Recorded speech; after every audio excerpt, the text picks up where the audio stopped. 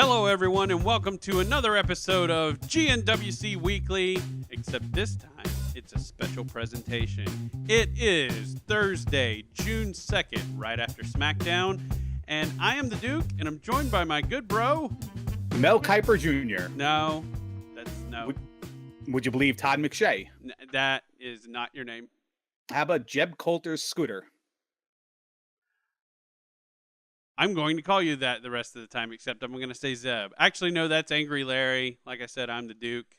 And let's get this thing going. Are we going to do any kind of news and notes, or are you going to explain the rules of the show? What's special about tonight, though, Duke? Well, I was going to let you explain it. Oh, okay. We are doing a mock draft with the impending brand split coming up. Duke and I are going to pick sides and draft from the pool of main roster talent and developmental talent, one by one in special categories, and create our own brands. Now, here are the rules of the draft. We've already done a bunch of straw drawing, and Duke won every time. Duke elected to take SmackDown and will defer his first pick to me in the first round.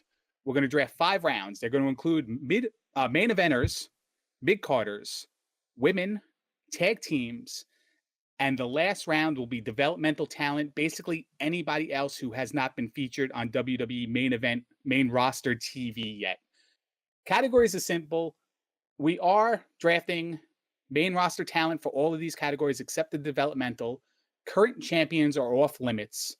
We'll assume the women's and the WWE tag team titles will be split between the two brands. One show will get the U.S. title. One show will get the Intercontinental title. It doesn't matter in the course of this draft who gets what. But again, we're not picking Rusev. We're not going to pick The Miz in the draft. We're also going to assume that each brand gets a world title, and that is also inconsequential to our draft. One brand will get Roman Reigns. Another one will get a vacant title later to be, filled. With the exception of new or storyline created teams, sporadically used factions, or in a case where tag teams have been wrestling a ton of singles matches when the partner was hurt or suspended recently, tag teams cannot be split up. So you can't draft Tyler Breeze. I can't draft Simon Gotch, let's say. All picks, like I said, must be made from WWE's main roster except for the developmental rounds. We can pick the champions, though, in the developmental round. So Asuka, American Alpha, and Samoa Joe, we can pick any of them. Developmental picks are wrestlers who have never made the main roster, but can be developmental talent who were signed and never have been on TV yet. Champions, legends, part-timers, referees, ambassadors, and backstage talent are ineligible. Now, Duke, this means you cannot pick Brock Lesnar, Triple H, The Rock, or The Undertaker, Shane or Stephanie McMahon, and I cannot take Dean Malenko, Billy Kidman, The Lethal Weapon, Steve Blackman, or Dark Angel Sarah Stock. We're cool with that, right? Yes, we are. That was great. Injured wrestlers or those off camera are eligible. And managers and valets can be drafted as talent and split from their current roles if it's realistic. So many rules. There would have been more, too, and they would have been a lot longer, too. But then I stopped myself and said, hey, dude, this is only like a, 3-hour show? Only a 3-hour show, yeah. 3-hour show. So Duke is doing SmackDown. I am doing Raw. I mean, it really doesn't matter, I guess, what the titles are for the shows and where the U.S. and Intercontinental Championship will be. We'll both have a show. We'll both have a mid-card title. We'll both have a top title. But would you like me to kick this off? Yeah. So what? I have SmackDown. You have Raw. I have Raw. Who is your first pick for Raw? I am absolutely going with the franchise John Cena. He's off-camera work is good for the brand. It's good for the company. He's very marketable. Puts on decent matches despite the fans' disapproval. And I just think that you can't have the WWE product in this day and age right now and the number one pick and just not pick the top guy. The guy who, if there was a logo similar to the NBA, that's a silhouette of a person, it would be John Cena. So that is my first pick, John Cena. You're killing me already. First pick down. You really didn't think I was going to go John Cena? I thought you would pick Reigns because he's the champ, but Oh We yeah, can't but pick champs. but you can't pick the champ. See, I Fi- forgot about that Family rule Feud in buzzer. that case. Family Feud buzzer. Okay, it happened. Okay. Did you do the red X too with the square around it? Ye- Traditional Family Feud font? Aren't we going to get in trouble for this already? We probably already are after I mentioned Mel Kiper Jr. Wow, you make a good He's not point. happy about that, I bet. Okay. I'm gonna tweet him. Well, then I'm going to go ahead and pick someone to maybe screw up your booking. And I am going to pick for my face of SmackDown, AJ Styles. Yeah, I figured that was coming. He's not bad. He's pretty long. He's got a good 40 time, I heard, as well. Versatile, can play multiple positions. He's a pretty good pick. All right. So round 2, here we go. I shall go with, I know I took Cena, and Cena is the perennial face of the company, but there's just nothing stopping me right now from taking another face in Dean Ambrose, a likable guy who seems to mesh well with anybody he wrestles, and just a crowd favorite. So like the potential dream matchup I have right now is Cena versus Ambrose, because those are the only 2 guys on my roster. But that's something I would probably lead up to and eventually want to get to somewhere in a big pay-per-view like SummerSlam, Royal Rumble, or next year's WrestleMania. Wow, good. I didn't have Dean Ambrose on my list anywhere. How about that? That is borderline. Wow. Because I just expected you to pick him. I was trying to be strategic in a way. I just forgot about that first pick. I forgot about you couldn't pick Roman Reigns. So anyway, oh man, I messed up on that one. So you wrote down only even numbers on your pick, and then now you have to pick from the odds, and then you threw those all away. No. I think I'll beat you to a few people. So you will, because obviously you're a stupid idiot. And so I picked Chris Jericho. Jericho is now in my number 2 slot. So that is a pretty good pick. He is the host of Live with Chris Jericho, in case you didn't know. Yeah, Live with Chris Jericho. That was the name of nothing, but that's what's on Wikipedia. But yeah, I'm going to take Jericho, and he's not necessarily going to be your he's going to kind of be your gateway to the top of the card, kind of like he is now. But do that on SmackDown where he'll have a little more freedom, hopefully, and he can. And you can have a first time ever match, Styles versus Jericho. No, see, that's what that's why I was putting all that disclaimer on it, because we probably won't see Styles versus Jericho again. Never happened before, unless somehow they end up back to back in a ring.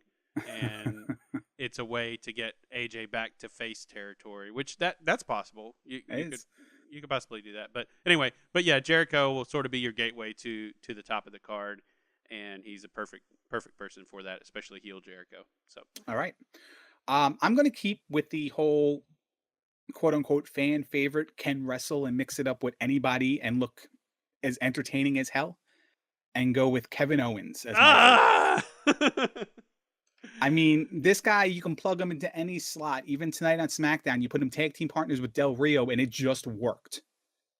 He's just incredible. He's just versatile. I don't want to put him in that role where he's just going to round out everything where we need him. Eventually, I'm going to elevate him somewhere. But for right now, he's just, if you need him to wrestle Cena, he'll wrestle Cena. If he's going to wrestle Ambrose, he'll wrestle Ambrose. If he needs to wrestle TL Hopper, he'll wrestle TL Hopper. And make the fans entertained, and that's what I'm looking for in a product, and that's what I'm looking for in a brand split in general. So Kevin Owens. Okay. I am going to do I sabotage or do I pick complimentary? That's my debate at the moment. It's a good debate, because I mean, if I'm the opposite side of me, I'm probably antagonizing. Yeah, and, you're picking who I'm going to. Well, see, I can see this is compelling though when you start thinking of. All right, so I'm going to pick Sami Zayn. All right. Because obviously I had them together, so because it just makes sense. But there's plenty you can do with separating them only to bring them back together eventually. Oh yeah, another You draft know, down the line, or any or just shows where they cross paths. yeah, exactly. Yeah. And it's the match everybody wants to see all over again every time it happens, right? So, and this is a way to maybe cool it down a little bit and then bring it back together. So yeah, I'm going to take Sami Zayn. All right.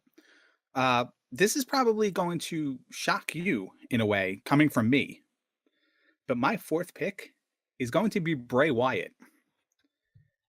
I need that heel, that enigma in my roster that just has the it factor, but at the same time can be the top heel in your company to rival John Cena or to rival Dean Ambrose. We've seen those matches before, but they were a long time ago, and people tend to forget about things that didn't happen last week. So Bray Wyatt will be my fourth pick. I'm glad I picked Sami Zayn when I did. I just got another one stolen. So, so Cesaro is my next pick. There you go. So I'm Swiss Superman. Yeah, he was higher on my list than Bray, so that works out. And while you won't have Owens Zayn on SmackDown, you could build back to Zayn Cesaro, and we could see the amazingness that what we could have a long-standing feud with those two guys, keeping each other out of the tippy top spot on the show, right, but keeping them right on the edge of it. So yeah, Cesaro. Now, a little aside here, this is going to be the last round in our main eventers category. Our last two picks here, one for me, one for Duke. When we go to the mid-carders category, it's not guys who are in the mid-card or labeled mid-card. It's basically everybody else. And Yeah. we're labeling them for the sake of our brand if we were to start it today, and not labeling guys based on what we think the height of their career can be. So yeah, absolutely. Right. This is So not we'll a just throw that judgment out on there. the performer. This is Right. This is what we have left on the list. Right. So here's where I come into a little problem. I have to take the captain, Seth Rollins.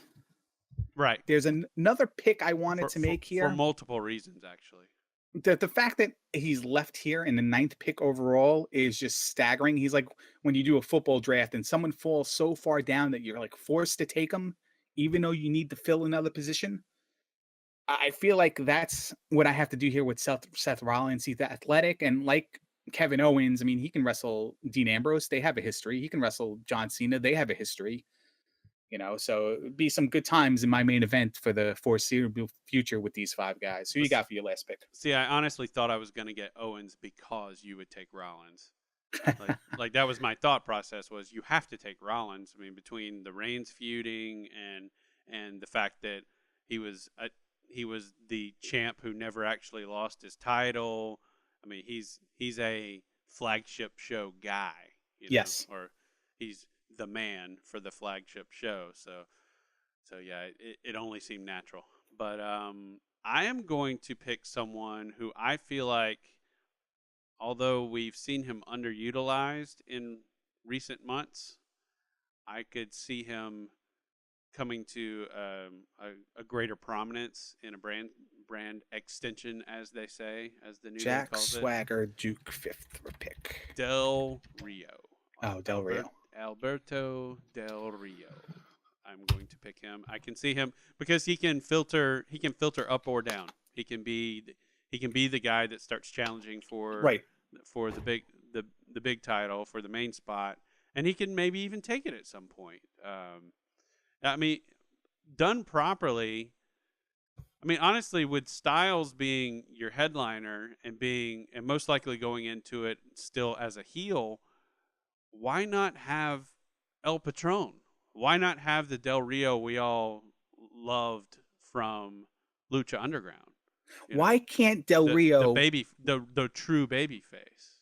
Not even El Patron. Like, Del Rio can't even look like Del Rio before he left WWE. Every time he's in a match, he just looks like the most awkward wrestler who just doesn't mesh with the person in the ring, and he can be better. Right. Is he just not against the caliber? Like today, they put him against the indie style guys, the newer guys.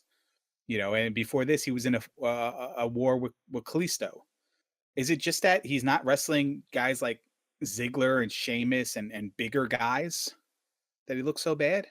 I don't know if it's that or if it's possibly the restraints of live or taped for live TV.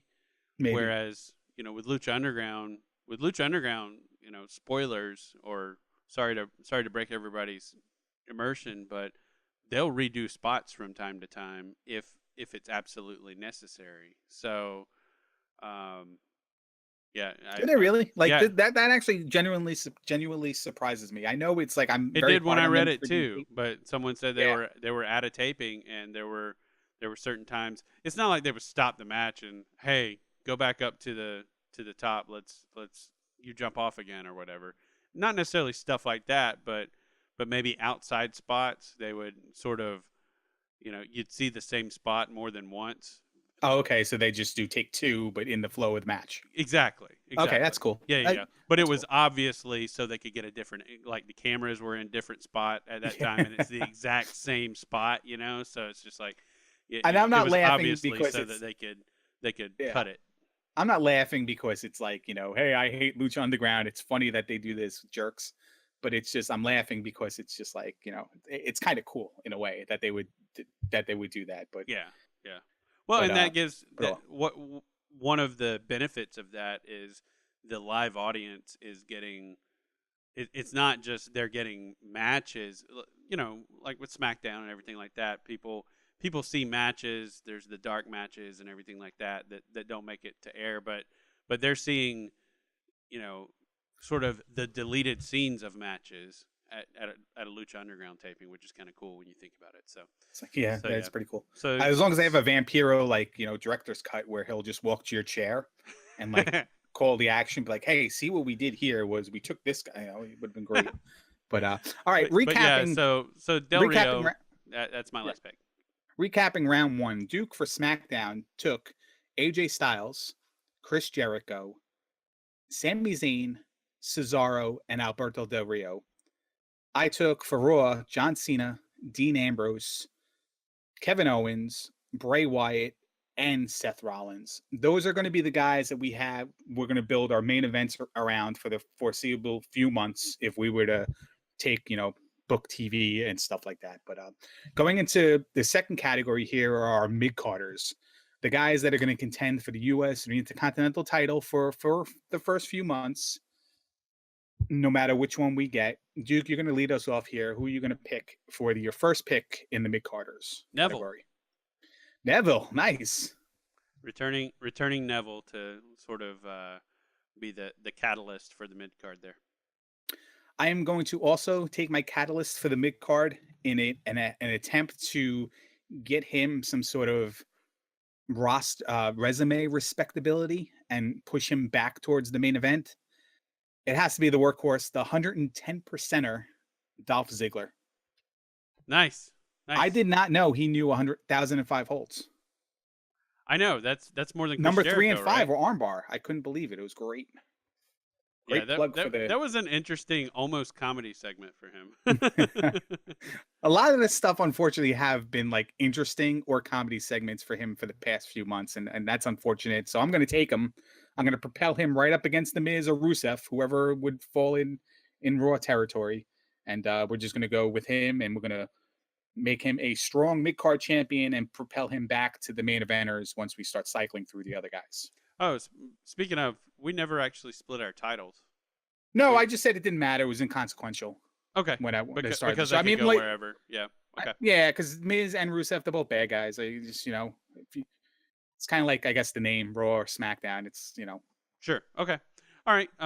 Then just to prevent this feud from happening anytime soon again, I'm going to go with Corbin. Not really. That's not really my real reason. It's because man, I typed it down. Oh no, I was going to say no. Wasn't your real my real pick. I had pick. hit backspace. Yeah, right. No, that's my real pick. But yeah, that's but yeah, I think Corbin could be a really fun foil for Neville. Sticking with that, and Corbin, and if we end up seeing Del Rio just keeping with the booking from before, if Del Rio moves more toward a baby face He character, hit Santa. You can never be a baby face again. whatever. If he moved more towards a baby face character, then Corbin could be an interesting fit for him, and that's kind of what we've talked about in the past, where you've got Del Rio actually facing off against a big guy, a bigger guy than him, That'd be interesting, which is actually. a little different. So yeah, that would be interesting. I wouldn't mind seeing Del Rio Corbin a couple times. Yeah, just to see if it worked. You know, yeah, just to see what kind of chemistry. Yeah. My pick here for the second pick in the mid-carders category was going to be my last pick in the main eventers. I mean, like penciled in, circled, cell was highlighted, filled a different color because of this. But with Seth Rollins there, I couldn't do anything but take Seth Rollins. So I'll take this guy in the mid-carders, and like Ziggler, we'll get him a few wins, we'll get him a mid-card title run, and we'll get him back in the main event. Sheamus. Wow. I need a body. You got me. No, you got me again. I'm not even kidding. Yeah, and I would have stolen that from you, but I picked Corbin just to make sure you didn't pick him up. You would have stolen him from me. That's right. But I would have taken him in the 5th round if you somehow took Rollins instead of Sami Zayn. That would have worked perfectly. No, but yeah, I'm serious. I had Neville, Sheamus, Corbin, and I'm like, let me move Corbin up just in case. So you're like, there's no way he's taking Sheamus. He ain't.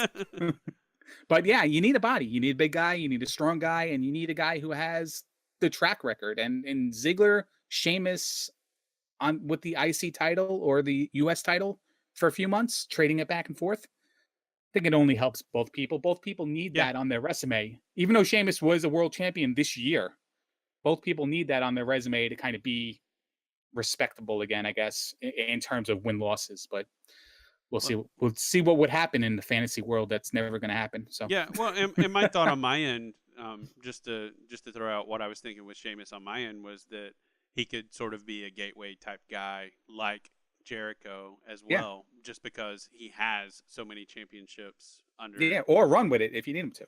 Yeah, both. Yeah, absolutely, absolutely. So okay, since you took my Sheamus pick, I am going to pick Apollo Crews. Ooh. Hello. As in case you haven't figured it out yet, a lot of, at least the top, not counting the Sheamus pick that I didn't get, but the main guys I'm going for here in the mid card are sort of your explosive newcomers. Right. Even though Neville has been around for a while, he's been out, and so he's going to come back from the injury and should come back to a hero's welcome. I would expect so. And we've seen heel Neville too, so it would be interesting to see what they do with him as well. So but back on Crews, I think this will give him more time to develop a little bit of a personality, develop his character more. Just sit here and go around, feud with these guys, maybe get inserted into random tag team matches from time to time, and we'll get to see his power. And hopefully we'll see a character come out of that. And like I've said in the past, Crews Corbin is the best Cruz's character has ever been. So maybe we end up seeing that again at some point. Plus, Crews is long. He's got a tremendous wingspan. He runs a good 4.40, I think it is. And he's got good agility. You're going to keep doing that, aren't you? Great vertical. I love when they say the guy's long in the NFL draft or the really NBA weird. draft. It's so weird. It's great. Tremendous wingspan. I'm like Ken Billis, whatever his name is. Tremendous wingspan. I lost my place here. I see what you're doing here. You're building young. You're going for the fresh guys, the developmental guys, and that's good. It's the one thing I wish they don't do is kind of what we're doing. It's kind of segregating the veterans, the mainstays, the workhorses from the new indie type talent. But once you start drafting things, you start seeing the logic of it all. you start pairing them together. You need the quarterback wide receiver tandem on the same team so you can just score big. A guy who's probably not going to score, but a guy who's probably going to do a lot for getting other guys over. The forgotten guy here. He made an appearance on Raw this week, though, against your last, face to face with your last pick. I'm going to take the Big Show, and it's not for any sort of wrestling reasons or putting him over or making him world champion again. It's just, you need guys like this in wrestling. You need guys like this on the program. The big guy that somebody else beats, that that wins as well, to launch the credibility and the propel other people up the roster. And if you're going to like really sit back and business wise, professionally make a list of talent, you can't really, and this is not a knock on you. This is just a general, like what I was trying to do as well.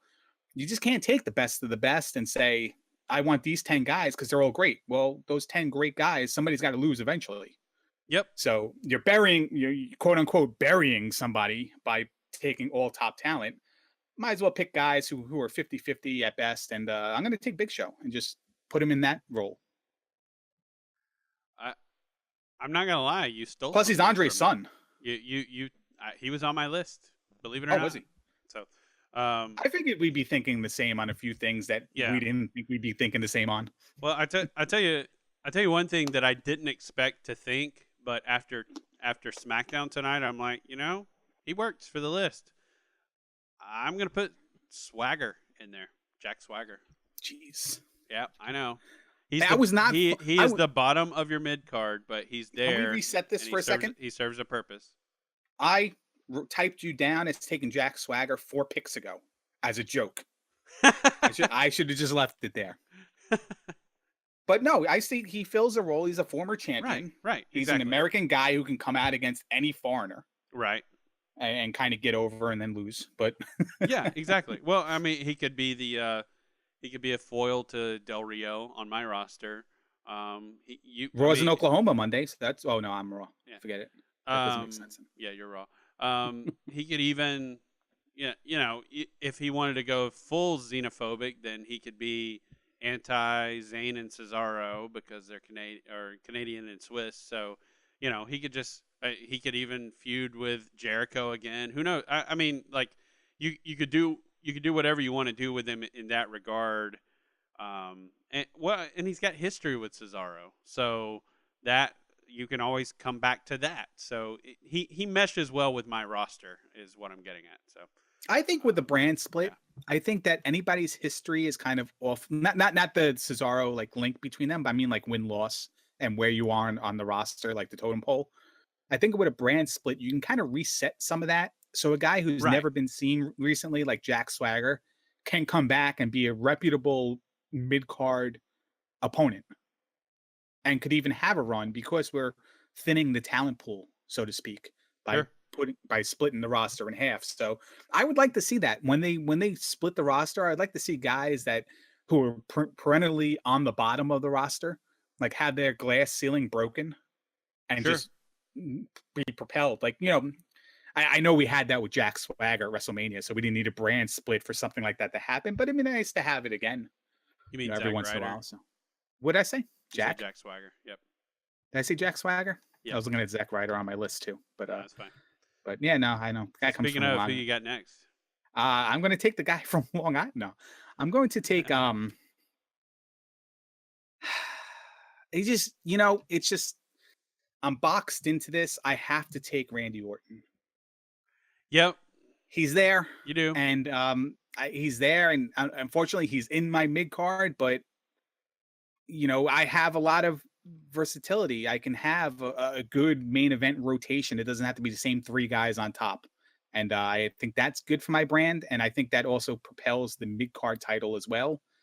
And unfortunately, it's going to put a glass ceiling on a lot of people. But I can't leave him there. He's just available, and I got to take him. Yep. And every duffel bag needs a deuce dropped in it. So, I honestly, I understand the reference, by the way. I get that reference. Yeah. But I honestly thought he was going to be picked earlier. That's why I picked guys who were sort of fresh out of NXT but established on the roster. I was trying to counterpick around you picking some of the veterans who are coming back and stuff like that. So yeah, but he completely makes sense on Raw. I can't see him on SmackDown really. I could be wrong, but I just don't see that. So I guess this will be my final pick since I went first. Final pick of the mid-carders category. Yes. I'm going to go with Titus O'Neil. There you go. He just rounds it all out. To me, And you can have plenty between he and Swagger. Just going back to my last pick, you can have you have an interesting dynamic. Just depending on where they go character wise, you have an interesting dynamic with O'Neal versus Cruz. But one of them has to have a character that separates himself.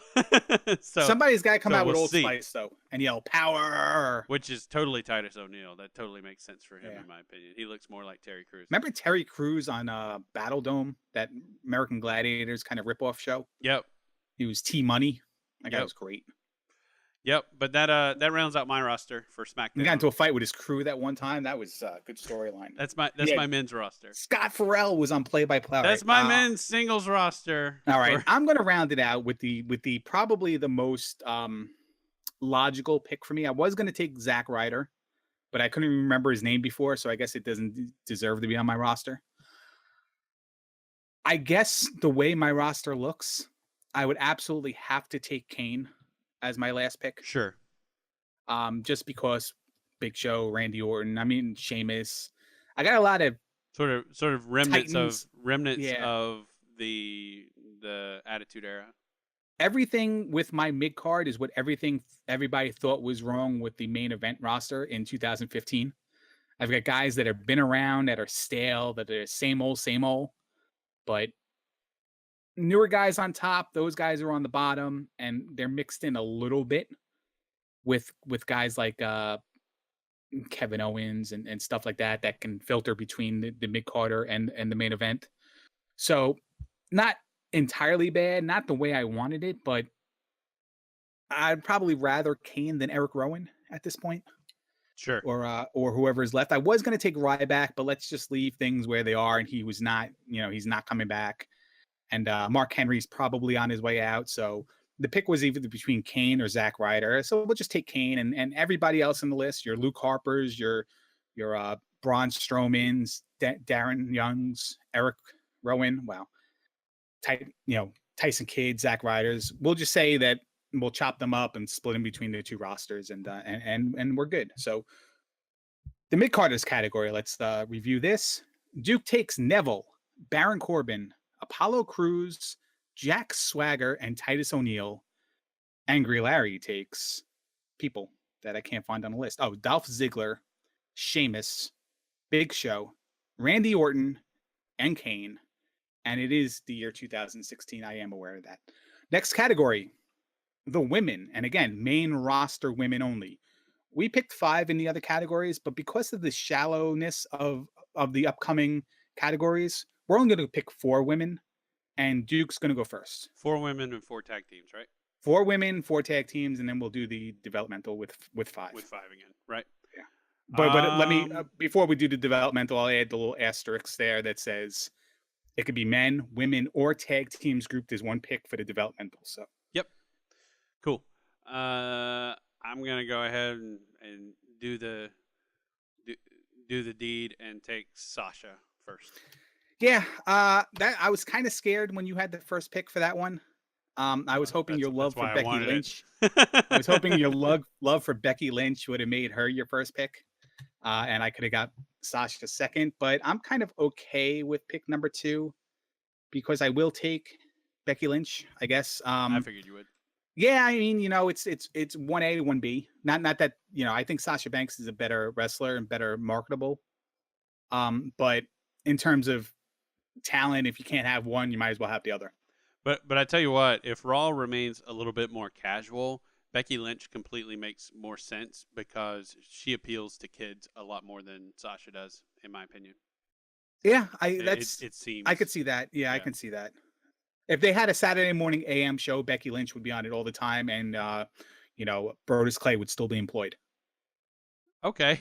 That's not a knock. I mean, that's like the kids appeal to those people for some, Sure. They're like the ones kids appeal to. So, all right, I am going to take. Man, this is tough, and it doesn't really make sense in continuity with what we have right now. But hey, this is WWE. Nothing has to make sense in continuity. So I am going to steal Dana Brooke from you. Wow. dirty Now, talent. how upset would you be if you took Dana Brooke 3 rounds too soon, knowing that I probably was not going to take her at all? I have no I have no illusions that that's what was going to happen. That actually could have happened if picks went like if you didn't take any of the people that were listed up there, up on the top of my list. Okay. I'm All right. gonna go Nikki Bella second. That's good. I think she's That's just legit. Yep. marketable, Yep. and her and Cena have to be on the same show because of Well, and reasons. speaking of people that appeal to kids for whatever reason, that the Bella twins have always been There you big. go. They're a brand, Yeah. and they Yeah. bring their brand to Yep. the show. Yep. And with them, you can probably get the occasional Brie Bella and Daniel Bryan appearance, maybe. Sure. Well, especially with Total Bellas.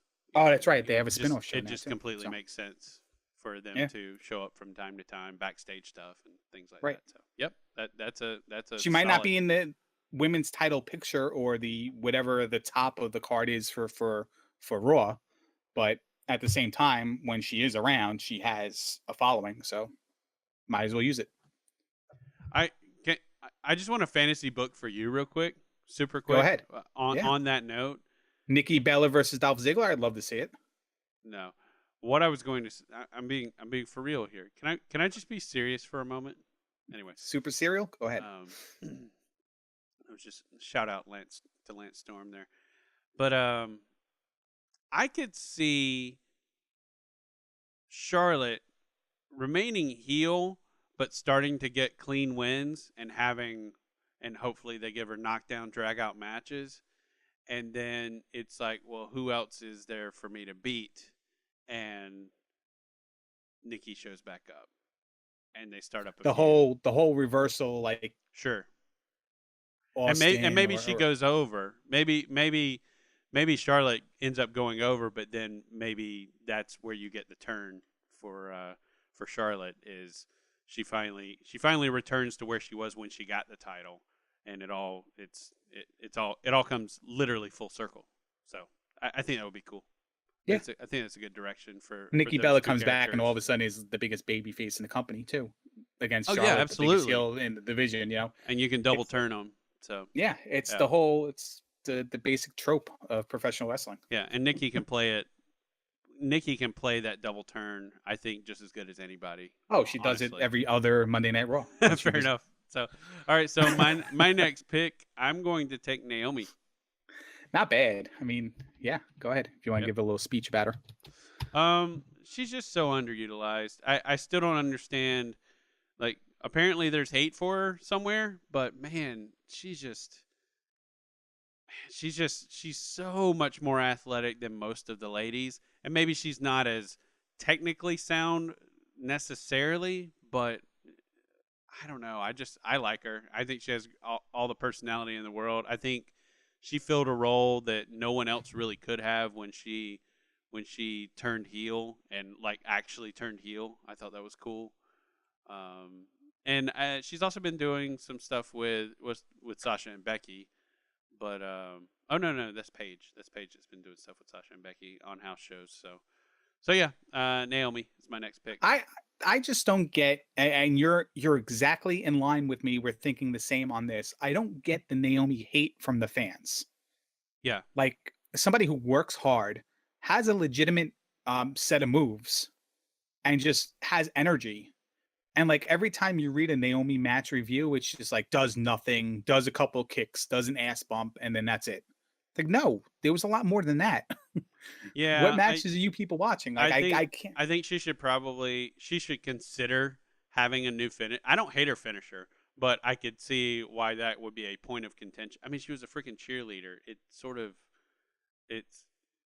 of like a, you know, Plays the stereotype. well, It's yeah, she's a well, it's cheerleader. sort She of does a cheerleader move as a finisher. yeah, it's sort of an aggressive cheerleader Yeah. move is what it is. So it fits her character, but people don't seem to get that. Um, but They yeah, just don't like her. I don't know. I'd like to see more of her. I It's would just too. I would too. And I feel like in a place in a time when they needed someone to sort of take over for Nikki, she did a really as a real heel, she did a really good job of that. and I felt like she had worked herself into the title picture multiple times, only to be just completely total diva'd out of it. She It, has that like, glass ended up ceiling I was being, talking about, yeah. where she was against Caitlyn and against like Eve Torres, but when she was still with Brodus Clay, but was never given like that singles run, like the feud, just like a one-off match or whatever. I think she won a battle royal at TLC 2013 and got a chance for a championship match. And then she had the runs against Paige, I believe, with the title, and against I guess Nikki with the Nikki. title. Yeah, Yeah, and it led up and to, did good. yeah, and she did great, and it was leading, and it was supposed to be a tag match, and then all of a sudden they just turned it into a battle royal. Yeah, So, which is just pitiful because it needed to be a and that's total when AJ divas. had the title, right? No, that's when Nikki had the title, I thought. Oh, was that a number one contenders battle royal? Yeah, I think I'm thinking of a different event. No, than you no, are. no, no. Yeah, that's what it was. It ended up being. It went from. No, I don't even think it was the number one contender. It was just a throwaway battle royal. I'll have to go back and look it up, but I believe Naomi had won a number one contendership. Oh, and then all of a sudden it was just forgotten. And then all of a sudden they just did a throwaway battle royal match. I remember that. Yeah, absolutely. Yeah, which is just pitiful. So yeah, it Naomi. is. Naomi. That was a good pick. I she deserves a lot more than what she's been getting, especially on a shallow roster. But I'm gonna go Paige here because, nice. Like Naomi, she's been kind of forgotten ever since the whole Charlotte feud, where they did the whole Reed Flair thing. I feel like she had a minor injury there as well. She was wrestling house shows, so that's up for debate whether how legit the injury was or if it was just cover. But I feel like ever since that feud, like Paige has just been taken off of TV. And almost like she's being punished. And I hate when people say that somebody's getting punished and buried and stuff like that. But sometimes you feel that way because of all the different spots they've had women in over the past few months. It's not like they're keeping her off of TV. She's there every now and then. Like Sasha's being kept off TV. Paige is there every now and then. And Paige is probably the most over woman in the company, by the way. Right. And it's mind-boggling how like they can't find like a B feud in the Divas division. And maybe there are a series of matches on Main Event or Superstars that would constitute this B feud I'm always talking about and just neglecting to check the results of those shows. But we're in an era, if it doesn't happen on Raw, it doesn't happen. And now we're going to be in an era where if it doesn't happen on Raw or SmackDown, it doesn't happen. So I just can't understand how they didn't get Paige involved somehow. And I'm gonna draft her and I'm gonna use her, especially right away with Nikki still hurt. I'm gonna put her right against Becky for a number one contender match or whatever. Okay, cool. Hair versus hair. Yep. Too bad I've got the best hair on my show. Wow. Yep. You went there. Yep, I did it. Headset off. Yep. No, I can't have the headset off yet. That's my favorite new gimmick of yours, by the way. All right, I'm going to grab the returning Emma for my next. Now, does her slot? Does her face on her? Oh, this is my final top? women's slot, by the way. Yeah, does her face on her crop top freak you out as much as it does me? The whole cross pattern making like a set of eyes and a smiley face. It's all I see. Do what now? Yeah, that meme that's like you can find the smiley face on like houses and stuff like that because the windows would be like the eyes and then the door would be the mouth. And like, you don't know that thing where it's just like people post pictures of things that look like yeah. I know what you're saying. Yeah, I know. So Emma's top, the whole like shoulder crossing the mid, it looks like a smiley face. The way the whole straps make the show the cleavage or whatever, or you can see through the top. It just looks like a creepy smiley face. I don't see it. You can't unsee it once you see it. So. I'm trying not to see it now. I don't. I gotta FedEx look arrow, away. I gotta look away before I see the X. Like you'll never unsee it. Speaking of never unseeing, Duke. Yeah. My fourth pick and final pick for the women's category, Eva Marie. Nice. I almost put her on my list. And I did it. She gets real heat. She's hated, but she has people's attention. Yep. Shut up, Duke. I'm not finished yet. Oh. And she's beautiful. She's gorgeous. Duke, what don't you understand? By the way, I have to get that shirt. I love it. You have to link me to that again. Isn't it awesome? That is the best shirt I've ever seen. It's got to be here somewhere. Everybody just go. It was on the Squared Circle Reddit, but someone designed an Eva Marie shirt, and it just has, it's like a cartoonish Eva Marie face that's sort of inset in the word "Shut up, Tom." It's fantastic, and that's a reference for so no one. good. For if you don't know, that's a reference for NXT. Whenever Eva Marie comes out, Corey Graves demands silence, and then after a couple seconds of silence, Tom Phillips would start talking again, and Corey Graves would just yell at him to shut up. Shut up, Tom. And it goes on for the whole entrance. It's pretty good. It's Recapping great. the women: Duke, Sasha Banks, Dana Brooke, Naomi, Emma. Fantastic hair. Not for Emma, but fantastic hair overall. Mostly Dana Brooke. Yeah. For me, Becky Lynch. By the way, Becky Lynch's hair is fantastic, where it has the full flame effect now, the orange to the yellow. Yep. I love that. It's straight fire. Yeah. Becky Lynch, Nikki Bella, Paige, and Eva Marie. It's pretty good. It's when you look at that these is rosters. pretty good. When you look at both, that is like heat magnet roster is what that is. Oh god. When you have both, but when you break this down though, when everything is said and done, when you look at your roster and I look at my roster, like we're both going to think that both rosters are really good. It's just like the nature of just like splitting them apart. We're taking like the best of best, and it's just like, and we're filling it out with comparable guys, and we're just like any fantasy football owner after a draft, you go to your buddy, hey, who do you got? Who do you got for quarterback? Who do you got for running back? And you each think you have like the best team. It's kind of like the situation we have here because of the nature of it. Well, all right. It's easy to work them all in together too. So. Oh yeah, and with the Divas, there's a lot of history. Like I have 3 people on Total Divas, so you can stem any friggin' storyline from that, and always play the theme music because real entrance music doesn't matter. By the way, you can have Dana Brooke. What's cool is I only have one Total Diva or former Total Diva, which is Naomi. Well, she's back now, right?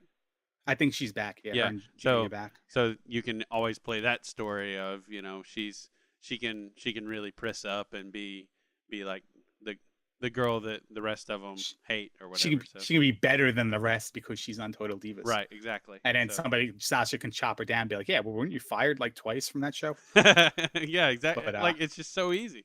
Yeah. It writes itself. As long as you have Dana Brooke coming out to her theme music, then I'm going to watch a show. We're good. Yeah, I'm going to watch a show. We're all right. We're good. Man, her theme just sounds even better now, by the way. I always loved it, but it's even better. So we heard it like once, right? I think a couple times. I think the first time she came out with Emma's theme. Second time was her theme. Maybe 2 times. Then. Yeah. And then now it's been Charlotte's theme ever since. Yeah, and even last week on SmackDown was Charlotte's. But all right. Category number 4, tag teams. Now, just again, to remind everybody, this is main roster only tag teams. And I go first. And I got to tell you what, I'm having trouble here because I don't want to say stacked, but as populated as the main roster is with tag teams, I really don't have an overall number 1 pick here. And I'm going to defer what probably should naturally be the first pick. Actually, nah. I'm going to do it anyway because... Oh, you can't do it. I know what you're doing. You can't do it. Why would you do that? That makes no sense. It does make sense because then we can expand the club bigger and like each show could have the club. And, you can take Finn Balor with AJ Styles and I'll take Anderson and Gallows with my first pick. It's pretty tough, right? I hate you. I mean, it's pretty like I literally moved them to the top TV of the list because I was just like, if I get AJ, I have to pick them first. Yeah, I mean, it's pretty upsetting for a fake TV show to have this team ripped from you, but like just the show must go on, dude. Oh, that's remember that time that they ripped apart that dude and the dude he was dating, and they put him on 2 separate shows and they broke up because of it. What is happening? That probably happened like 4 times because of the draft. I want to say it was Lita and Matt Hardy. You said that dude and that dude he was dating. Dude Ed, he was I was like, dating. what are we talking about? Chuck and Billy. They split him up. Chuck and Billy, yeah. But then they got married. But then all right, so let's reflect for a second here. All right. You have AJ Styles. I have Anderson and Gallows. Can the club become stronger with them split because now you can do a little bit of addition by subtraction? It sounds like Russo logic, but I get what you're saying. Yeah, You can it's get Finn possible. Balor, It's I can get possible. Kenny Omega, whatever, down the That'd line. be unbelievable. Yeah, that would. Yeah, I could get the Young Bucks. Wow. I take my pick back. Can I I- pick the Young Bucks? No, I think it's against the rules. Yeah, I didn't pick them. So, all right. As long as Byron Saxton's only role from now on is to yell super kick as loud as he can if you get the Young Bucks. Else, you might as well just release him from his contract now because he serves no purpose. Yeah, no purpose at all. By the way, next week, join us for a Byron Saxton show where we're going to talk about all things Byron Saxton and wear gray suits. Saxton Nation, shout out. That's actually a subreddit, by the way. Saxton Nation. It's amazing. It has like 5 threads. 5 threads. Yeah, they're just gifs of Byron. GIFs, however you want it. They're GIFs. I'm just always going to spell that out. So anyway, I say GIF too. Breezango. I'm just gonna go ahead and do it. I'm gonna. Oh, you really? Yeah, I am. They were second on my list. I'm not even kidding. Wow. I think they've got legs. Now, I hope they do. Them. I mean, it's just you have this situation where you have this like C tag team feud. It's like on a C level right now. Sure. But they're like promoting it where like the Golden Truth are going to overcome all odds and be like world heavyweight champion at WrestleMania. Like both of them together. Like R-Truth's going to win it, his match, and they're going to split them up at the draft. And then somehow they're still going to do skits together. And then R-Truth's going to win the title and Goldust is going to win the title. And they're going to hug in the center of the ring with confetti and fireworks going off all over the place in Orlando. That's how they're booking this. Realistically, once Golden Truth gets the win, is that it for Breeze and Fandango? Yeah, I don't know. Yeah, do they fight each other at that point? Who knows? I'm going with Febreze. I like it. And I think they don't do it's a bold pick. It's a bold pick. They probably don't do Febreze for like trademark infringement, right? It wouldn't even be spelled the same though. But yeah, that's why they don't do it. But I'm sure I can come up with something that they've done one time that's like a callback to a brand product. But like WWF. Oh yeah, they got sued for that. Yeah. Never mind. Yeah. See, this is where I have a problem because I had such a hard time picking a number 1 that my number 2 is not going to be any better. Stole it from me. So I might as well just steal another one from you and just go with fan favorites like Enzo and Big Cass. Now I'm not a fan, but Big Cass is 7 foot tall, and the fans love him. So also you can't teach that. You can't teach that, and unteachable height. I actually can't spell soft on my computer because it always auto corrects it to safe. So. I had to use Notepad because of all the stupid spelling errors I have to make. All right, so I'm really doing this because I have Breezango. I'm taking Golden Truth. but we just talked about this. You just solidified the 2 main eventers for WrestleMania 33. Yep. So locked it in. I mean, that's like knowing that Cena and Rock are going to fight a year in advance, and then drafting both Cena and The Rock. That's like legit stuff. That's like legit logic right now in my head based on what I'm watching on TV, and you can't talk me out of it. What a rope opera. What is how the WCW killed Vince Russo in paperback at B. Dalton, Walden Books, and wherever paperbacks are sold. Do you what's your payoff for Golden Truth, by the way? They're gonna win eventually, right? That's like the payoff. One win. See, I know it is tough. Especially because of how they've been booked, because it's like, oh, they just constantly get in each other's way and lose because they're old. I mean, that's their gimmick right now, which is weird. It is kind of strange. So the payoff is they win, and it's just like, well, we're done. It is kind of weird. I don't know. I don't know what the payoff is, but on my show, that they'll continue their feud. So if I really had a show, I mean, Dana Brooke would be Intercontinental Champion. There's no doubt about it. Absolutely. Speaking of Intercontinental Champions, or what could be, my tag team pick here is not going to be a tag team necessarily in my division, but bodies to kind of filter in and out of the singles division down the line. And I'm going to go with the Social Outcasts. Oh, nice. Bo Dallas, Curtis Axel, and the other guy, Heath Slater. Yep. Not bad as I mean, I love their comedy. You know that. I love when they're out there. I just love everything they do, from the boat train to the chain thing that Axel does, and the Heathy baby that that guy's not around anymore, but you know what I mean. But they could also fill the singles role if needed through injuries or fresh storylines, or if the tag team division is just, too crowded. So I'm going to go with the Social Outcasts. I like it. I'm doing something very similar on my next pick. Harper Strowman. Not Rowan. Harper Strowman. They're not on my list. Yep. No, at all. So you can't pick them. Wait, what? Well, all right. You're going to make me type this in. I'm just typing in White Family then. Because it doesn't matter. And now I got to color code it. I'm not sure. I'm going to put Juke since you stole Bray from me, I'm not sure how that necessarily works, because they were supposed to be sort of in tandem, but maybe I'm going to give you Rowan as well. I mean, might as well. It's just, okay. Whatever. I got 3 guys. You got 3 guys. Sure. So you can not use Rowan. Use Rowan. He can just be outside of valet. Who cares? Sure. And it could be good. that they've lost their way, and so they're just destroying people in SmackDown to try to find their way back to Bray. They can just be called. That would be their story. Actually, since they lost the family member, maybe they get club membership. Probably a bad idea, but probably not something WWE wouldn't do. yeah, exactly. Put everybody in black and white. They're the Styles family, and then they do. They come out. That's messed up.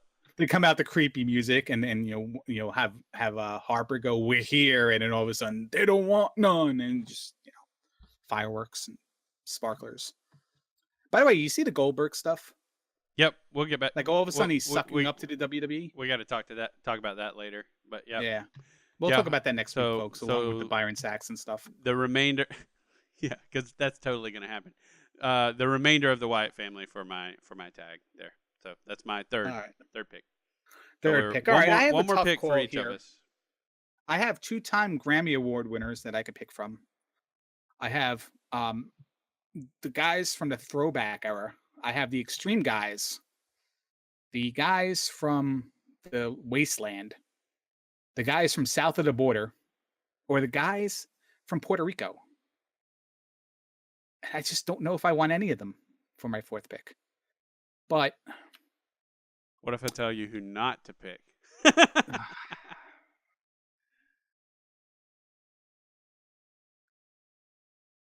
I'm going to go ahead and take... Man, this is tough. Who do I have now? I have big guys. In Anderson, Gallows and Big Cass. I have the Social Outcasts, who are a comedy kind of job tag team. So I need guys that are going to bounce back and forth, or guys that work with Social Outcasts. Or guys that I can make singles guys along the way, which is probably very few of them. Man, this is tough right here. I knew I was going to have a hard time in this category. I'm going to take Epigo and Primo. And my whole reasoning for this is the whole fact that I need like a 6-minute Raw match every once in a while. And I think they're going to fit the bill. So that's how I'm going to break them. I'm going to put them in matches that may or may not be axed from the script to get more time later on. But yeah, so I'm just going to take them to bury them, I guess. It's kind of sad to say, but maybe they can shine through. I am the stars. I am going to go vaudevillains so that I get some more youth into my mix. It's interesting. Neither of us took the Usos. Neither of us took the Dudley Boys. And neither of us took the Lucha Dragons, who one guy was the U.S. title holder for several months. Well, the Dudleys were my counter pick if you took the vaudevillains, for what it's worth. So I had them on my list as a backup. So I probably would have taken, like, I think technically, like, booking wise, like TV scripting wise, I took the Shining Stars over the Usos, only because, like, I just don't want 4 top tag teams.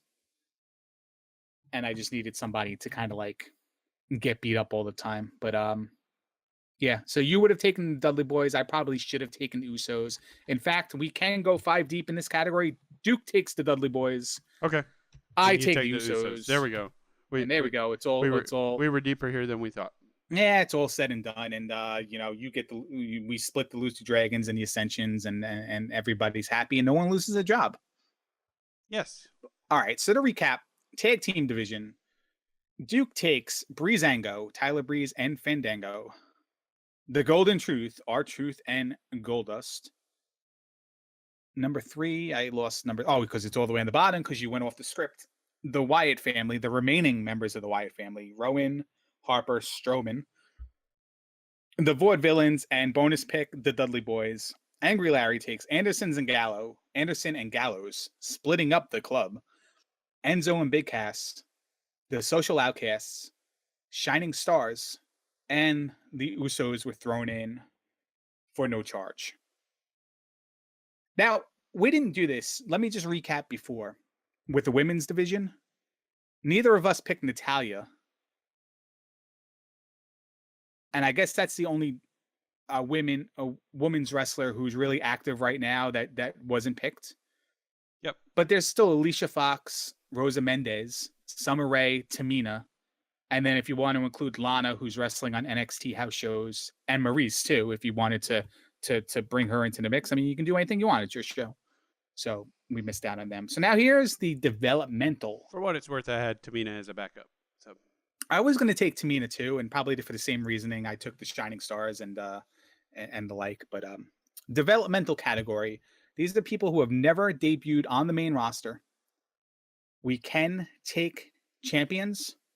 And they didn't necessarily need to be on NXT TV yet, but they have to be contracted. So you can't take Santana Garrett or Deonna Purrazzo or, whoever else that might have appeared, and then Evie or, those people. So I forget what I say. I think I deferred this to you. You can go first. Bayley. Yeah. She would totally go on Raw, but I'm going to pick her because it leads to the inevitable Sasha versus Bayley 3. So I don't necessarily know if she's going to go on Raw, and this is keeping in mind if they're going to keep the women's division split and not just make it exclusive to one show, because that's rumored. I'm not exactly entirely sure she's Raw. Yeah, I feel like with SmackDown is going to be. You could call SmackDown Smarkdown. I really feel like it's not necessarily to cater to Smarks, but it's going to be more.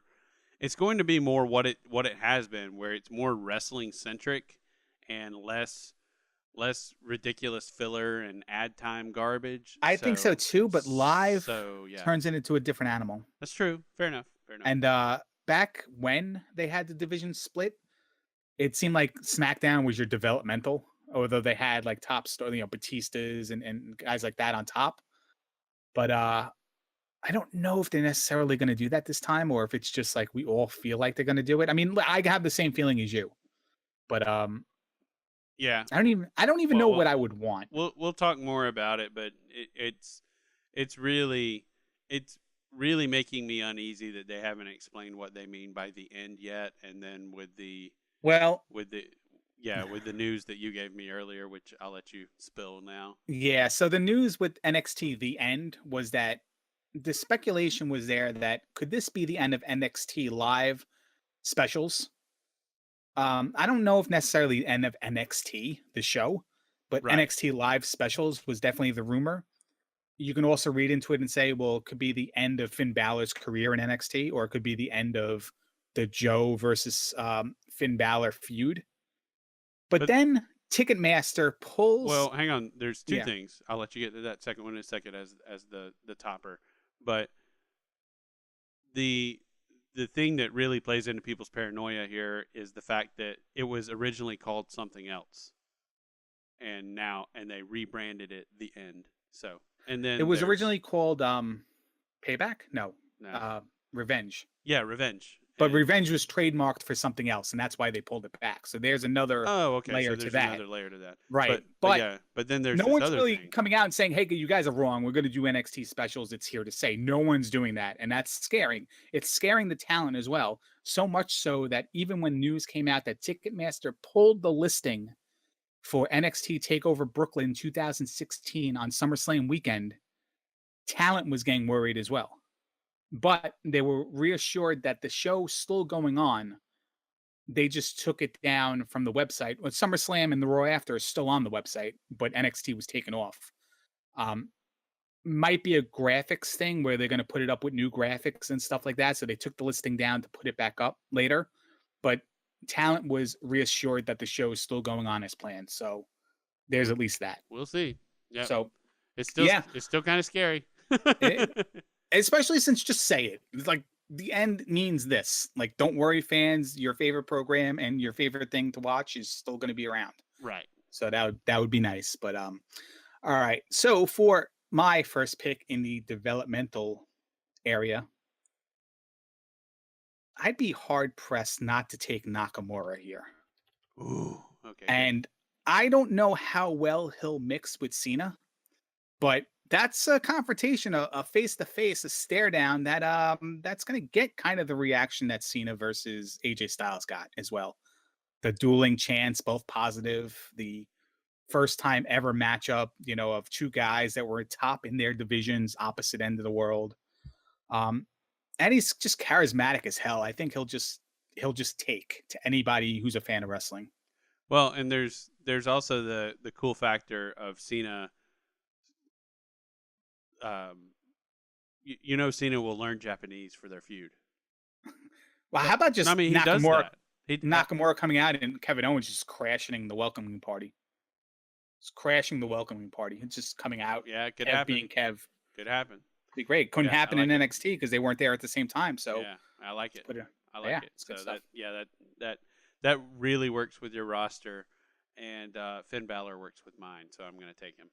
So, yeah, that's I didn't lay off of him for you because I really didn't want him or Bailey, but that's not because that's because I've talked myself out of liking them in the main event spot, main roster spot a while ago. So nothing to do with them. It's all to do with me.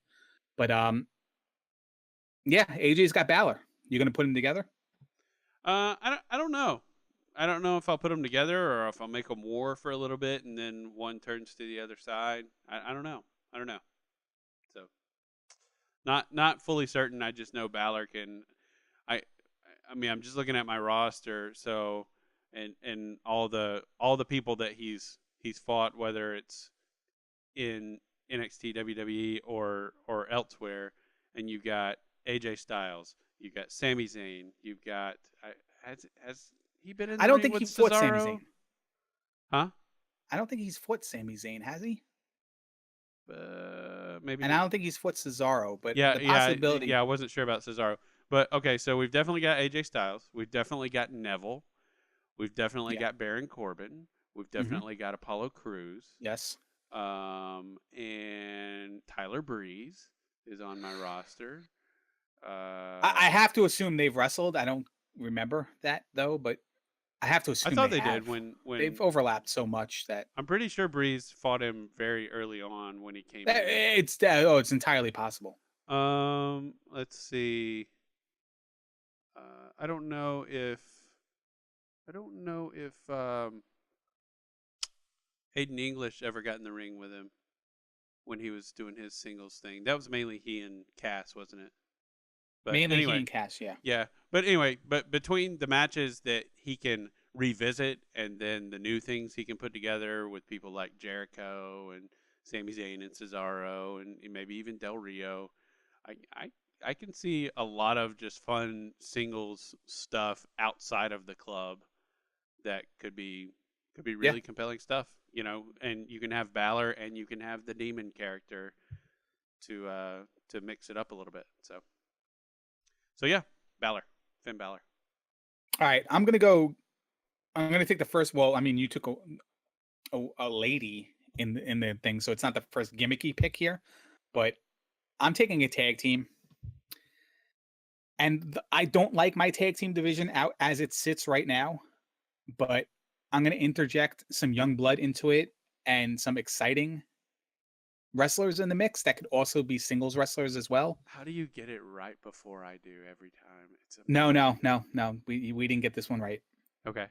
Johnny Gargano and Tommaso Ciampa. Nice. I almost put them. Like I kept debating. So nice. I think the thing that sets me up that really pushed me over the top here is we've planned this mock draft for months in advance, but we really didn't like finalize it and say we're going to do it until a couple days ago. But watching NXT yesterday and watching Gargano and Ciampa versus the Revival, Man, it was so good. just Holy crap. it's like I those guys were high on my list to begin with because indies and stuff like that, but it was exciting and Yeah. I want to see more. And I want to see them as a legit contending tag team. And finally, I think I got that on Wednesday. Yeah, and they're very smash mouth. Well, I mean, they got the win. I know they got the And- win. That's why I'm saying we're yeah. finally going to see it instead of just being filler and treated like, because if you're a casual NXT fan that kind of knows that they have a roster and then they call in guys here or there to fill matches and stuff like that, you never really knew if Gargano and Ciampa were really contracted. And they are, and that's why they're on this list. But now that they're got the win and stuff like, and they had a win before, don't get me wrong, but they got the win against the team, the number one contender.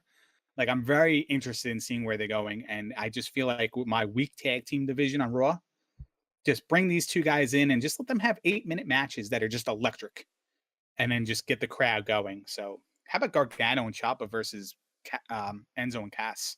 Man. Interesting. Yeah, that Yeah. could be wild.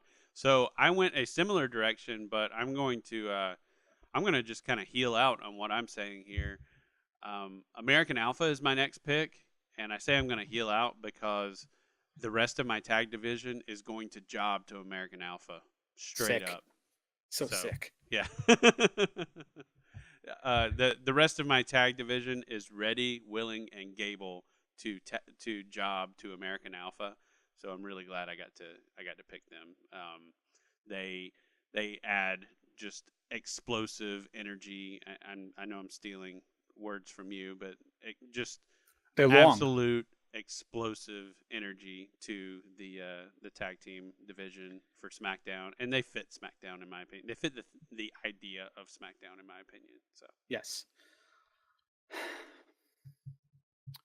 So this is so open-ended that you can really approach it from anywhere. I think I like my women's division enough not to take a woman in this supplemental draft. And I think I really like the idea since I have the big names, the mainstays, the guys who have been around forever. I think I have some unique things with Nakamura versus Cena and stuff and Owens versus Nakamura. But what if I put a guy like Samoa Joe in a ring with John Cena? oh, that's as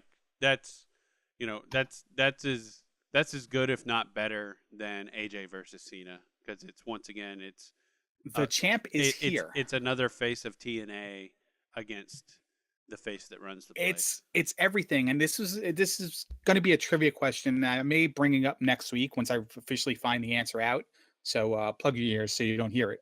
Okay. But in the whole time that AJ Styles was a champion, whether it's in Ring of Honor, TNA, or New Japan Pro Wrestling, like how many days overlap with John Cena having the title in WWE?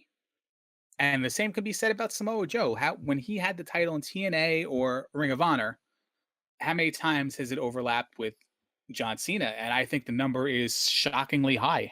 Oh, well, someone actually put a thread on Squared Circle about Cena, and after Cena and AJ had their confrontation, someone put all the just crazy eerie similarities that they have with each other's career, like starting within 2 months of each other, being like 4 months apart in age, like just all this crazy stuff from personal to career stuff. So yeah, I'll find it for you. You'll enjoy it. So yeah, it's going to be staggering the number of times that AJ and John Cena overlapped as the champion of their company, and I think Samoa Joe is right up there. And if the fans are going to be in this, because they seem to be, for the credit I'm not giving them, they are reacting to the indie guys, to the NXT guys more than I thought they would.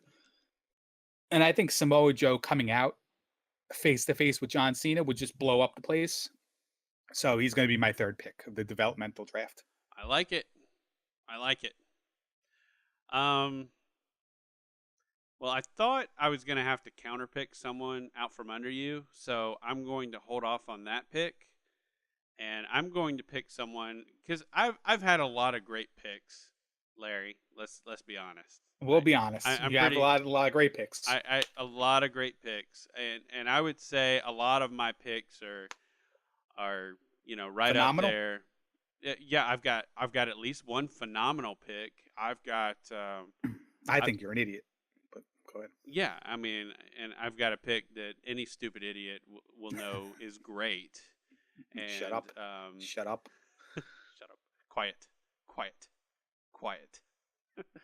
Anyway, I love heel Jericho, but anyway, I've had a lot of good picks, and you could say plenty of them are what 9s, 9.5s, 9.9s, but really, Larry, until now, I've never picked a perfect 10. I know what you're doing. And so I'm going to take Ty Dillinger for my next pick. If he doesn't leave and join Cody Rhodes on the road. You were in a position to put Ty Dillinger with Tyler Breeze, with Cody Rhodes, and he ruined that for you last week. I know. You could have had them all on the same team. I know, but man, we need to do a whole show on the Cody Rhodes, the summer of Cody. Holy crap! But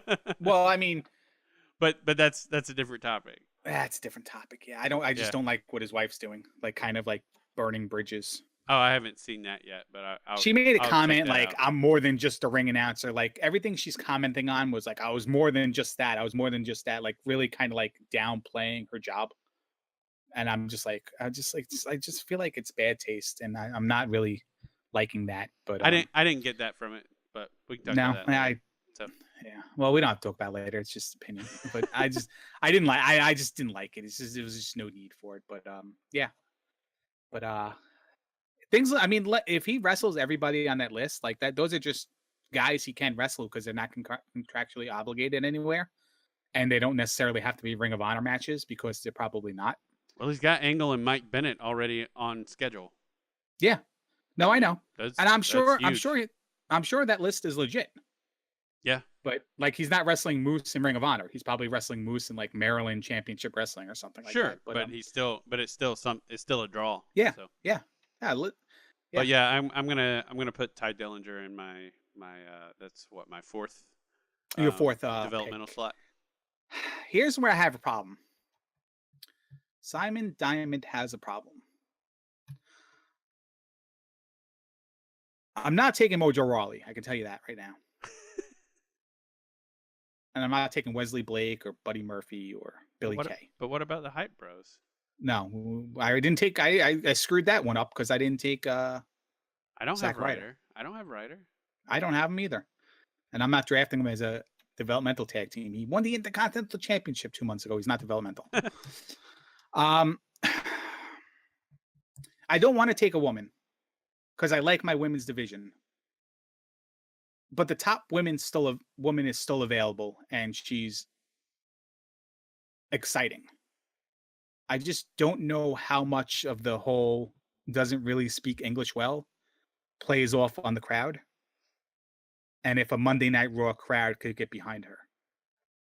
There's the greatest man that ever lived as well, and he would be a great upper mid-card guy right off the bat. But is he a Raw guy? He would probably be a more SmackDown guy with your roster than he is a Raw guy with my roster, or just he'd fit more with your roster, regardless of what the brand was, than he would with my roster. I'm not even trying to buy that pick. It's just he's tiny. Yeah, I mean, he's got a great look, but he's just freaking tiny, and you've got the land of giants over there. Ty Dillinger's not much bigger. But he's got a lean look. But He my guy doesn't is look as small. My guy has a sick beard. Yeah, he does. We need more guitar smashing though on Raw. Ooh, I like No. I like where you're going. I like where you're I going. don't. If this was like 6 picks deep, I would probably like some of these picks a little bit better. Okay. I have to take Asuka. Okay. I do. I think that just wrestling wise, that let's say that Nikki's not back right away. Becky Lynch versus Asuka would be very good. I think Paige versus Asuka would work. Asuka wrestled Eva Marie before, so it wouldn't be a disaster, but it would be a disaster, and that's why I kind of like it.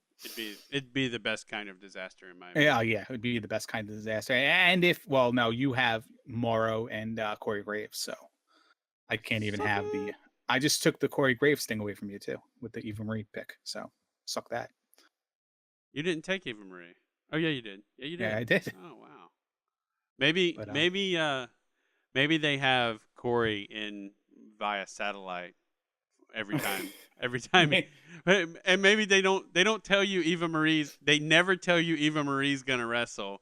They just all of a sudden have Corey Graves on commentary, so he can tell everybody to shut up. Maybe Byron Saxton could be his thing. He can just say "Shut up, JBL" every time she comes out. Yeah, that would work. The way Byron Saxton's thing should be everyone him. else's thing. Like he just does what everyone else does. But yeah, so Asuka is gonna be my 4th pick. All right, well, with you rounding out your or with you adding more to your ladies roster, I am going to do the same and pick someone that I just still don't understand why she's still in NXT, Alexa Bliss. She's small. I guess it's the same as Austin Aries. She's just tiny. She's so small, but man, she's so seems good to me. Yeah, like, it's nothing against her. It's just you're overlooking the fact that it's just there's a traffic jam. There's just nowhere for her to be on the main roster. Right. But there hopefully would be with SmackDown. So yeah, and hopefully we'll see more prominence with the ladies as they split them apart. We'll see more from them. By the way, saw some stats on the actual numbers of what's gone on with the ladies in the past. I forget. I think since WrestleMania. And it's pretty abysmal and something. It's abysmal. It's terrible, and it's just I talk about it every week. It's just garbage. We don't get a good conclusion to the main storyline, which is always the championship match, and we sometimes don't get a secondary storyline, or we do, and it's just kind of like just here or there. Just the raw time is just pitiful. Pitiful. They're not getting. They're not even giving one full segment sometimes. Yeah. On a 3-hour show when they were really pushing the product, they were getting 3 segments that were like overlapping commercial breaks and totaled like 30 minutes in time. But maybe, hopefully, if I get my way and Sasha is our top talent on SmackDown, maybe that means we're going to see more feature from the ladies. Maybe. I heard one of those things that was like Vince is not favorable towards this person kind of thing, and it had to do with Sasha Banks. All right, well, we'll talk about it after the show. So Alexa Bliss is my pick. She's a great hand. And all right. So this is the last pick in our draft. Different for the rest of the ladies that I have. All right, so this is the last pick in the draft, and if anybody does fantasy baseball or fantasy football, if anybody has the crowd that's done it for like 20 years at a time, knows that the last pick of the draft is Mr. Irrelevant. I'd like to consider this pick Miss Best in the Galaxy, and that is Nikki Storm. Nice.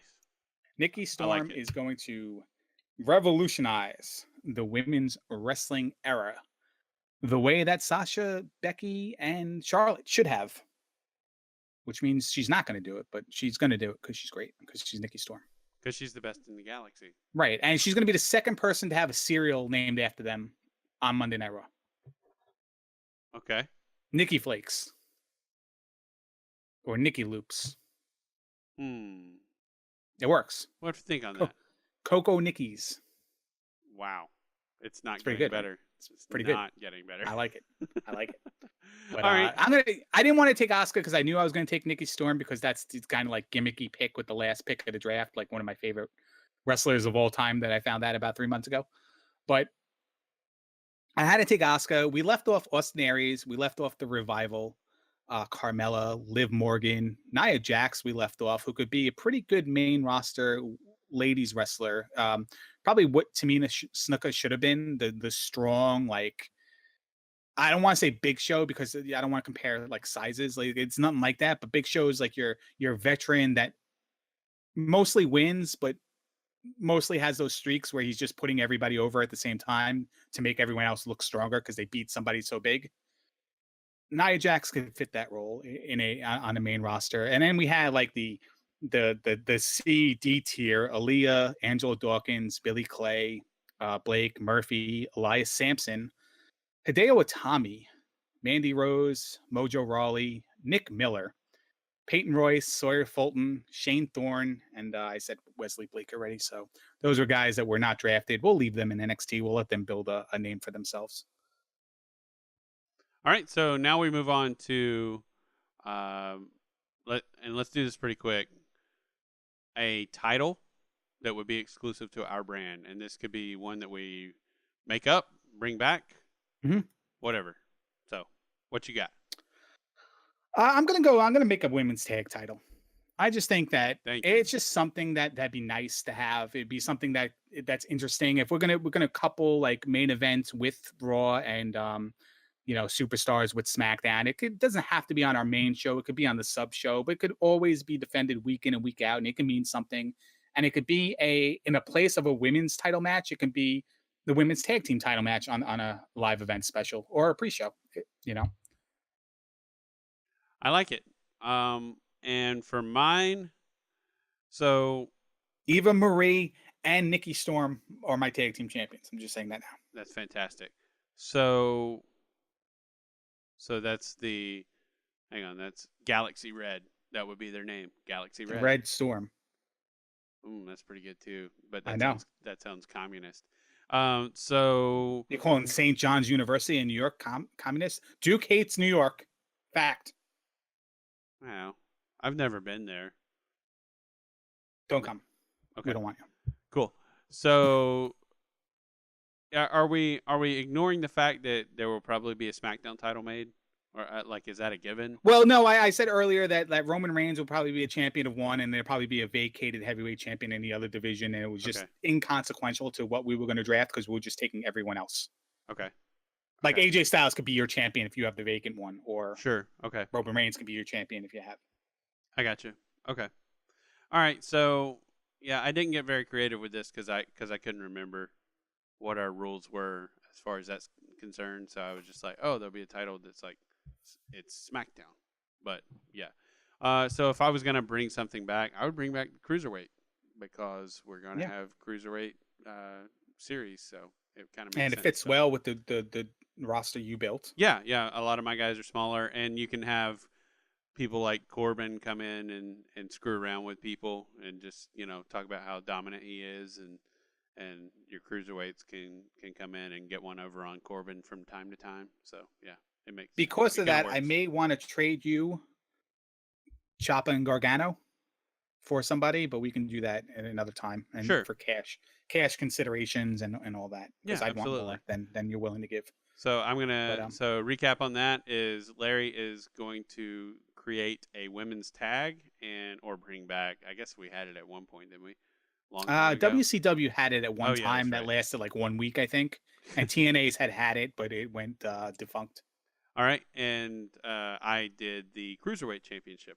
So I guess WWF had it. I guess the Japanese Bomb Angels were tag team champions. I'm gonna look that one up. While you look that one up, let's think about our next category, which this is it. This is our final thing. Yeah. Who is going to be your Raw general manager? I am going to steal from NXT, and I'm going to bring William Regal, the man's man, into Monday Night Raw to be my general manager. A good, strong authority figure who has a presence and a notable name, and that isn't gimmicky or comicky like a Vicky Guerrero or a Brad Maddox, and or Mick Foley in the comedy role. Just a strong leader and has a resume as a GM. So that's my pick. That is a But- huge pick. By the way, Jumping Bomb Angels won the Tag Team Championships January 24th, 1988 from the Glamour Girls, Judy Martin and Leilani Kai, in a 2 out of 3 falls match. There you go. Title was vacated February 14th, 1989. There you go. Larry, There you go. knowing the old school stuff. I didn't know their names, but Yeah. I Well. knew that. And I made it up, but it worked. Oh, good. I liked it. So I'm going to do something extremely unconventional here. Don't even know if it would work well. He said extreme, so he means Paul Heyman. Nope. Oh. That would That would be good, though. That would have been a good didn't think pick. that. I didn't think I didn't about think about him. that Wish I would have put him on my list. Let's do this over. All right. So we're starting from the beginning. No, we're not. Okay.